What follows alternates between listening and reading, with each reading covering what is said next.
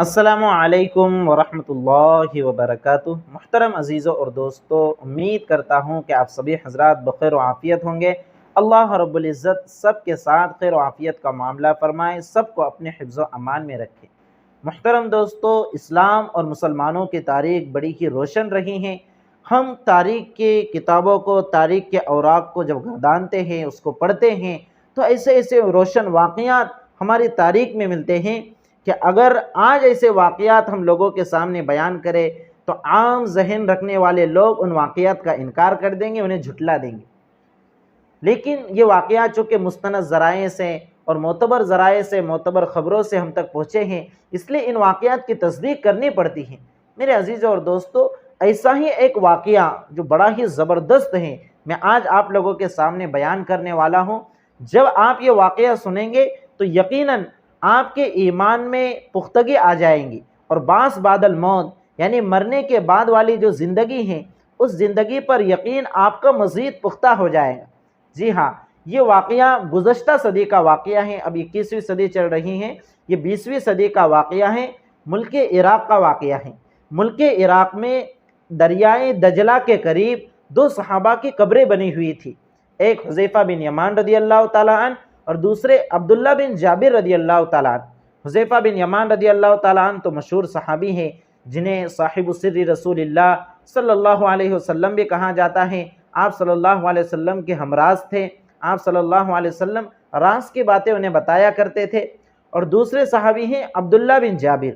اب اس نام کے دو صحابی گزرے ہیں، دو صحابہ کا ذکر ملتا ہے کتابوں میں، ایک عبداللہ بن جابر البیاضی الانصاری اور دوسرے عبداللہ بن جابر العبدی۔ تو اب یہ دونوں میں سے کون تھے؟ دونوں میں سے کوئی ایک ہی تھے یا کوئی اور تھے، یہ نہیں بول سکتے۔ بہرحال ہو سکتا ہے کہ ان دونوں ہی میں سے کوئی ایک صحابی ہو، یا تو عبداللہ بن جابر البیاضی ہوں یا عبداللہ بن جابر العبدی ہوں۔ اور بعض لوگوں نے یہ واقعہ حضرت جابر بن عبداللہ رضی اللہ تعالیٰ عنہما کی طرف منسوب کیا ہے، لیکن حضرت شیخ الاسلام حضرت مولانا مفتی تقی عثمانی صاحب نے لکھا ہے کہ جابر بن عبداللہ رضی اللہ عنہما جو صحابی ہیں، وہ مدینہ طیبہ ہی میں مقیم رہے ہیں، اور وہیں پر ان کی وفات ہوئی اور وہیں پر آپ مدفون ہیں۔ اس لیے یہ واقعہ ہو نہ ہو ان دو صحابہ ہی میں سے کسی ایک کا ہے۔ تو بہرحال دریائے دجلہ کے قریب حضرت حذیفہ بن یمان اور عبداللہ بن جابر کی قبریں بنی ہوئی تھی رضی اللہ عنہما۔ اور اس وقت عراق میں، ملک عراق میں بادشاہت تھی۔ یہ 1929 عیسوی کا واقعہ ہے۔ تو اس وقت کا جو بادشاہ تھا، اس نے ایک دن اپنے خواب میں دیکھا کہ یہ دونوں مقدس ہستیاں ان کے خواب میں آئی، حضرت حذیفہ بن یمان اور عبداللہ بن جابر، اور کہنے لگے کہ ہماری قبروں میں دریا کا پانی رس رہا ہے، اس لیے آپ ہماری قبروں کا مناسب انتظام کر دیجیے۔ بادشاہ نے خواب دیکھا، صبح جب بیدار ہوا تو اس نے سوچا خواب ہیں، ایسی کوئی اس نے توجہ نہیں دی۔ پھر دوبارہ وہ خواب اسے نظر آیا، اور پھر اس نے توجہ نہیں دی، تو کئی بار اس طرح سے اسے خواب نظر آیا۔ اور حضرت نے لکھا ہے کہ اسی طرح کا خواب اس وقت کے جو ایک بہت بڑے عالم تھے، ان کو بھی یہ خواب نظر آیا، تو انہوں نے بھی بادشاہ سے اپنا خواب بیان کیا۔ تو بادشاہ نے اس وقت کے علماء کو جمع کیا اور علماء سے مشورہ کیا کہ کیا کیا جائے، کہ اس طرح کا خواب نظر آ رہا ہے کہ چونکہ ان ہستیوں کی قبریں دریائے دجلہ کے قریب ہیں، اور یہ کہہ رہے ہیں خواب میں آ کر کہ ان کی قبر میں دریا کا پانی رس رہا ہے، تو کیا ان کی قبروں کو کھولا جائے؟ تو علماء میں بحث و تمحیص ہوئی، غور و فکر ہوا، اور اس کے بعد یہ طے ہوا کہ ان حضرات کی قبروں کو کھول کر دوسری جگہ پر منتقل کیا جائے۔ حضرت سلمان فارسی رضی اللہ تعالیٰ عنہ کے نام سے ایک مسجد ہے، جامع مسجد سلمان رضی اللہ تعالیٰ عنہ، تو حضرت سلمان رضی اللہ تعالیٰ عنہ کی قبر ہے وہاں پر۔ تو یہ طے ہوا کہ انہی کے قبر کے بازو میں انہیں دفن کیا جائے۔ چنانچہ ایک تاریخ متعین کی گئی کہ فلاں تاریخ کو ان مقدس ہستیوں کی قبروں کو کھولا جائے گا، اور یہاں سے ان کے اجسام مبارکہ کو حضرت سلمان فارسی رضی اللہ تعالیٰ عنہ کی قبر اطہر کے بازو میں انہیں منتقل کیا جائے گا، اور وہاں پر انہیں دفن کیا جائے۔ تو وہ جو تاریخ تھی، وہ تاریخ ایام حج کی تاریخ تھی۔ شاید وہ عید الاضحیٰ کے دن انہوں نے طے کیا تھا کہ عید الاضحیٰ کے دن ظہر کی نماز کے بعد یہ عمل کیا جائے گا کہ ان کی قبروں کو کھول کر صحابہ کے اجسام مبارک کو حضرت سلمان فارسی رضی اللہ تعالیٰ عنہ کے بازو میں منتقل کیا جائے گا۔ تو اس وقت چونکہ ایام حج میں لاکھوں کی تعداد میں مسلمان سعودی میں، مکہ مدینہ میں حج کے لیے جاتے ہیں، تو اس وقت جب حج کو جانے والے لوگوں کو معلوم ہوا کہ इस तरह का वाक़या पेश आया है और सहाबा की कब्रें खोली जानी हैं, सहाबा को लोग अपनी आँखों से देखेंगे।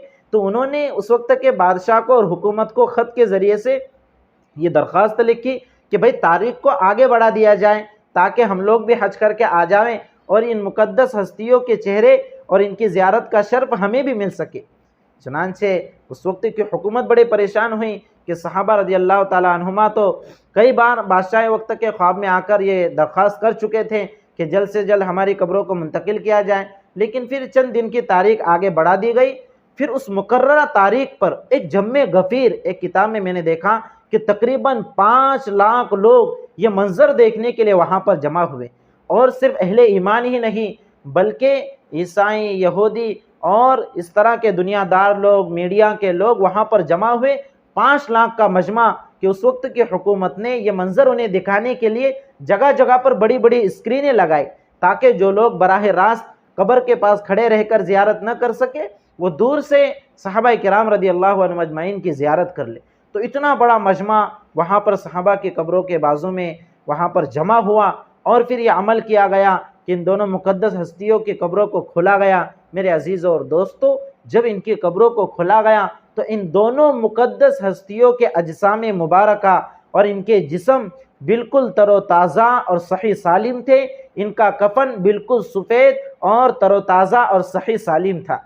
जी हाँ, ये एक ईमान को पुख्ता करने वाला वाक़या था। जिन लोगों ने जब देखा ये मंज़र तो उनका ईमान मज़ीद पुख्ता हो गया और कई गैर मुस्लिमों ने इस मौके के ऊपर ईमान कबूल कर लिया। जब आपके अजसाम मुबारक को बाहर निकाला गया तो उस वक्त एक जर्मन का था, आँखों का माहिर डॉक्टर था। जब उसने उन सहाबा की आँखों में देखा तो वो उस वक्त के मुफ्ती आज़म के पास गया और कहने लगा कि आप मुझे इस्लाम के बारे में बताइए, इसलिए कि इन लोगों के आँखों में मैंने ऐसी चमक देखी है जो चमक मरने के बाद चंद ही मिनटों में ख़त्म हो जाती है।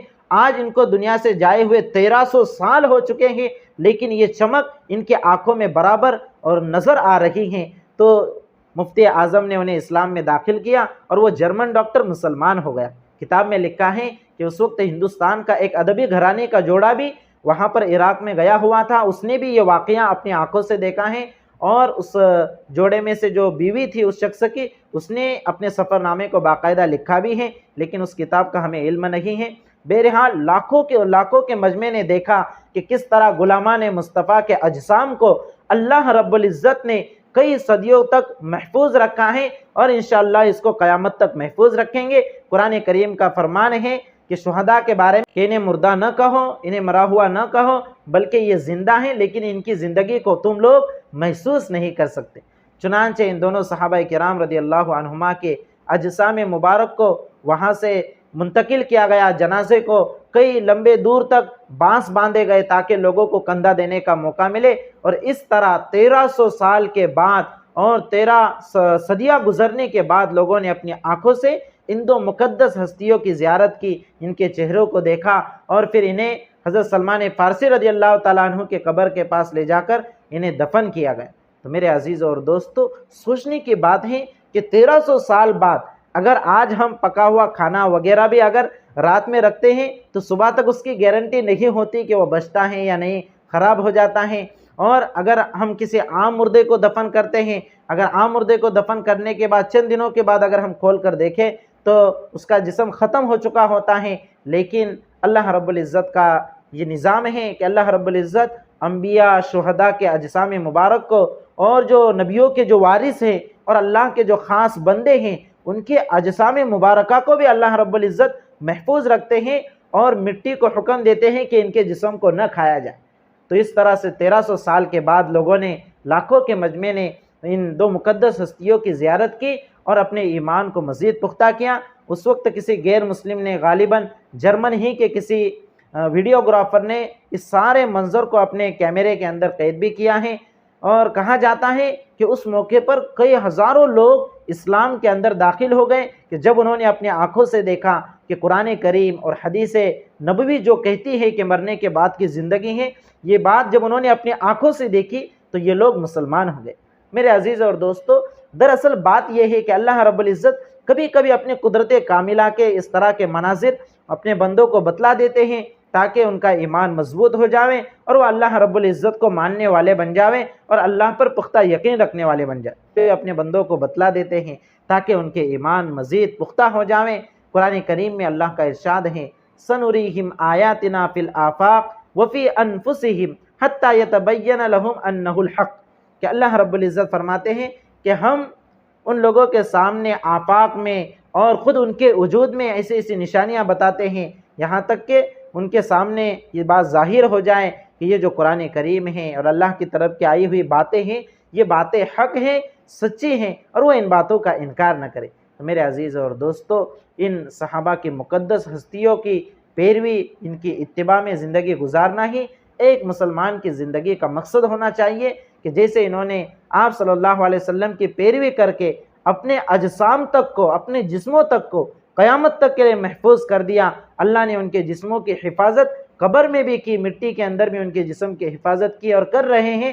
تو جو بھی انبیاء اور شہداء اور صحابہ کا سچا وارث بننے کی کوشش کرے گا، اللہ رب العزت اسی طرح کا معاملہ ان کے ساتھ فرمائیں گے کہ ان کے جسموں کو مٹی پر حرام فرما دیں گے. ان کے اجسام مبارکہ یہ مرنے کے بعد بھی قبر کے اندر ان کے کفن، ان کے جسم اللہ رب العزت محفوظ رکھیں گے. اللہ رب العزت سے دعا ہے کہ اللہ رب العزت ان پاک مقدس ہستیوں کی پیروی کرنے کی ہمیں توفیق عطا فرمائے اور ان کی زندگی کے مطابق زندگی گزارنے کی توفیق عطا فرمائے.